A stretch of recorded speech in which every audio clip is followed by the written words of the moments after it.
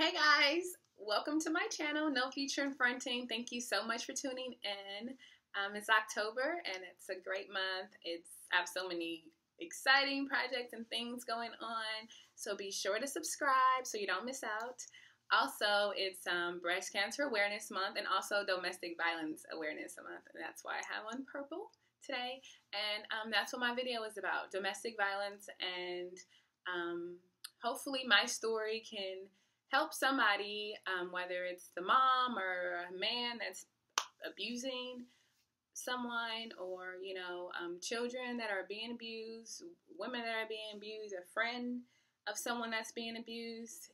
Hopefully we can all learn something this month and reach out and save lives, because domestic violence is real and it affects us more than we can ever even think of. So going right into my story, it began with, I believe, my mom. I remember my mom saying that my dad was super abusive to her and super controlling. However, I didn't see my dad beat my mom because they weren't together when I was born. Although I do think I saw her hit him upside the head with some bricks one time.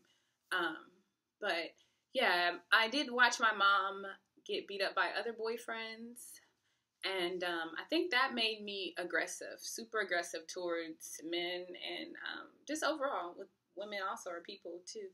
And because I remember one time I slapped this man for eating the crust on my cheesecake. And I also remember when I had my ex-boyfriend in college, had 5 roommates. I got into a physical altercation with each and every single one of them. I mean, one of them came to school on Monday with a busted lip from me, and I was like, oh, wow. That's crazy, but, these are the kind of things that happen. I think when children grow up in violent homes and watch things, they think that that's okay, and it's not, and it affects us, and, nobody wants to, I don't want to be in jail for hitting somebody, it's not worth it. I've had to do a lot of work on myself to unlearn these behaviors, and, woosah, and really, not let people have me react that way, because there's never, ever a reason to physically assault anyone or put your hands on anyone. And I really had to learn that, because I thought that that was what we do. If somebody makes you mad, you drag them through the yard, the lawn, whatever you need to do. And totally that's wrong. So I do know that my first memory of my father was fear, because he would come get me from my grandmother's house, and I would always hide and didn't want to go with him. I was always terrified of him. When I was 7 years old, my mom lost custody of me, and I had to go move with my dad. And oh my goodness, I just remember being so terrified. I actually remember the day that my mom had to drop me off to go live with him, and had to walk up the stairs. He lived at this apartment on 36th Street in LA. And I just remember walking up the stairs and looking back at my mom, and I just knew then that my life would never be the same. Then at 7 years old. And so I don't think, my dad was really mean, but he was fine until I was, I think the physical abuse didn't start until I was about 9 or 10. And he would beat me with this 2x4 wooden brick, or not a brick, but like this piece of wood, and he would wrap it in newspaper and then wrap it in tape so that it wouldn't leave any marks. And I would get spanked for like the smallest incidents. Like I had to clean like crazy every day. I had like almost slave like chores. I had to clean the house from top to bottom every single day, sweep floor, dust mop, and when I would sweep, if there was a broom straw on the floor, any broom straws on the floor, he would either beat my ass or I would have to sleep outside. For a broom straw falling out of your broom, sir, like the broom I have here I'll never see it shed. Like, get a better broom. Either he was setting me up or, I have no idea what was going on with that shit, but those are the kind of things I would get in trouble or beaten for. And this went on for a long time. I was the only child, his only child. And so when I turned 13, No, yeah, I was 13. He met Angela, whatever. And oh, I wasn't supposed to name drop here. So, anyways, he met this woman, and they ended up moving in. She ended up moving in with her two children, and they are 4 and 11 at the time. And he's mean as hell to them too. You know, he makes them clean up, or not the little one so much, but the eldest who's 11. He made him clean up all the time. He was, you know, a little chubby, so we call him a crumb snatcher, and talk to him crazy, and just we could not do anything, like nothing but clean up all day long. That's all we did, was go to school and clean up. Homework, go to school, clean up. His room, the whole house, wash the walls, clean the blinds, clean the ceiling fans, just everything. And so I think it was a few years that this went on, and I guess I watched the boy, just totally transform into a new person, because when he first moved in with us, he loved Pokemon and skateboarding and yo-yoing and all that.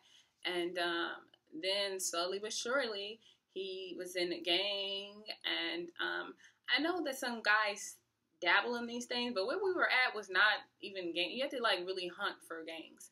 I think that what happened was he was, you know, this abuse is what led him to this. I think that had his mother not been involved with my father, his life would be totally different today. So back to the story, I think also when this went on for a while, and so at 13, he was 13 and I was 14, we decided we were going to kill my father.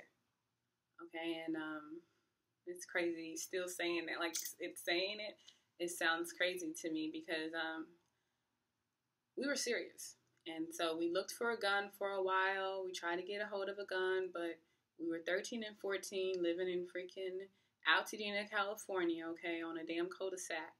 I couldn't ride my bike off the street, so like this is before the internet. It's pretty impossible to get the gun. So we decided, we had a bright idea. We would use a cast iron skillet, some ammonia, some bleach and spray bottles, and we would wait till he came out the bathroom on Saturday morning, and while his wife was at ballet practice with the youngest one, okay, and we were going to wait till he came out the bathroom. I was going to spray him in the face with ammonia, and my accomplice and stepbrother was going to hit him upside the head with a cast iron skillet. Okay, so then the plan was to proceed to drag him outside and I think stab him and then set him on fire. Saturday morning, all while his wife was at ballerina practice with her daughter, which is about an hour and a half, okay? This is how crazy your mind works when I feel that you are in these situations of abuse, okay? Because that's crazy as hell. That don't even sound right, that we was going to try to get away with murder at, on a Saturday morning during broad daylight and burn this big man outside like nobody would. Anyway, so just goes to show you how crazy this is, and this is really what happens, I believe. A lot of teens that have killed or murdered their parents have been abused victims, This was not for any money, we really felt like this was our only way out at the time. I had run away from home, my family knew about it, but I felt that I'm not really sure what happened or why they weren't able to help more. I know that some of them were just scared that if they did, then they wouldn't be able, he would shut them out and they wouldn't be able to have a relationship with me at all, or, what was going on. But there wasn't much out, we felt like. And so this was the decision that we decided to make. Thank God that the morning of this incident, if you want to call it that, the way our house was set up, the bathroom, how the walls are, like the doors are aligned, and so it wasn't like that. It was the bathroom and walls more.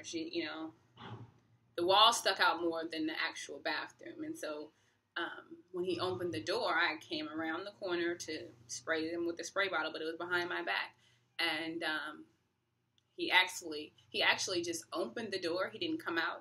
And so I had turned, and he said, "What are you doing?" He was actually just letting the steam out of the bathroom. He hadn't planned on coming out yet. And so I just said, "Yeah, man, something," and like walked off.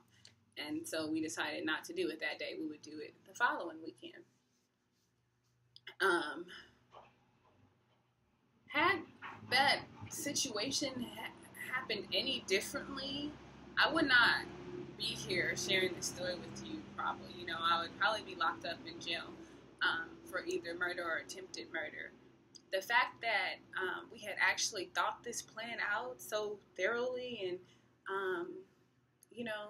to show that there are many things that could have happened differently. First of all, my mom could have made a different choice than to have a child with an abusive man, to get out sooner. My mom could have gotten out sooner, and although I wouldn't be sitting here today, then I wouldn't have an abusive father.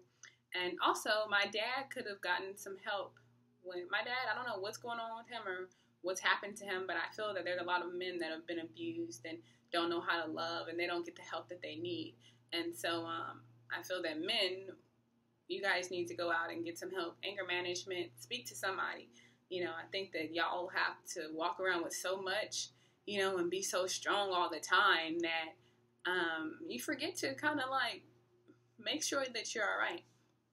And also, my stepmom in this situation, to bring her 2 children into this home of this man, this was November. I remember meeting her sometime in November, and then for sure I met the kids. We all had Thanksgiving dinner together in November. In February, she lived there in the house. They had moved all in. For her to bring her kids into that home, that abusive home, was totally unacceptable, to put your kids in that harm, But love does that, and sometimes we're fearful and we don't know how to get out of them. But women, don't, because I promise you, my stepbrother now is in prison. He's been in prison for about 10 years, and I know I'm almost without a shadow of a doubt that he would not be in prison if it wasn't for my father. And so, please, guys, if you're being abused, if you're abusing people, if you're an abused child, you've got to speak out and get some help. Tell somebody.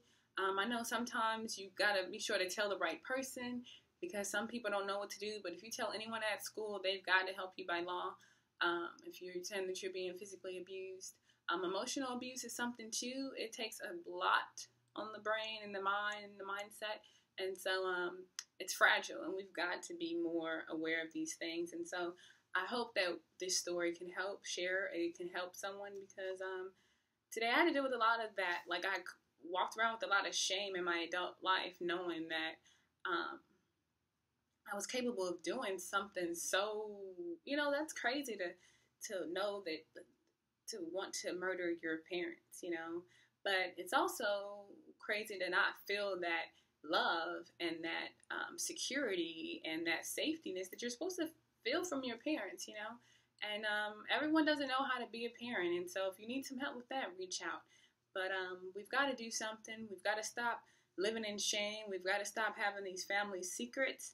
My dad was always telling me that, don't tell his business, don't tell his business. And with secrets comes shame, and with shame we kind of become isolated. And there's so many of us that have the same or similar stories. And if we were able to just kind of embrace them more and share them, then we could kind of unite more and realize that we are not alone in these situations. So please, if you need help with any type of domestic violence, please reach out to myself or look up some resources. I'm going to try to put some information down below in the info box. But thank you so much for tuning in. Thank you for letting me share my story. Please, if you have anything negative to say about what happened or what, please keep it to yourself, really.